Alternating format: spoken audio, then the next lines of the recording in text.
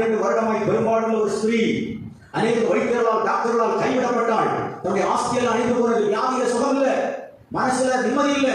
வியாதியில் ஓடி ஓடி ஓடி ஓடி பணத்தெல்லாம் செலவழித்த பின்பு சற்றாயிலும் குணமடையாமல் அவள் வேதனையோடு இருக்கும்போது இயேசுவை குறித்து கேள்விப்படுகிறாள். இயேசு எப்படிப்பட்டவர்கள் அறிந்து கொள்ள அவருடைய சரீரத்தில் உதரத்தில் ஊரகம் அப்படின்னா அவள் வஸ்திரத்தை எல்லாம் போட்டு மூடிட்டு மேலண்டி எல்லாம் போட்டுட்டு இயேசுவை அறியாமல் அவருடைய வஸ்திரத்தின் ஓரத்தியாக தொட்டு நான் சுகப்படுவேன் நம்பிக்கையோடு வந்தாள். அப்படி வந்தது மட்டும் இல்லை, தொட்டுட்டா நம்பிக்கை போத விசுவாசம் தொடரும், இயேசு அற்புதம் செய்வார் என்று சொல்லி அவருடைய ஓரத்தை தொட்டுட்டு அந்த க்ஷணமே அவள் சுகமடைந்தாள். யாரும் பார்க்கலன்னு நினைச்சிட்டா. ஆண்டவராக இயேசு சொன்னார், இன்னிலிருந்து வல்லமை புறப்பட்டது. யாரோ என்ன தொட்டாங்க.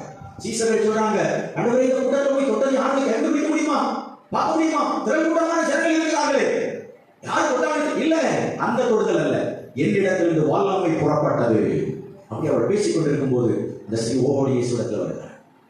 நான் தான் அவருடைய நிலைமையை சொன்னார். இயேசு சொன்னார், விசுவாசம் உன்னை ரட்சிக்கும்.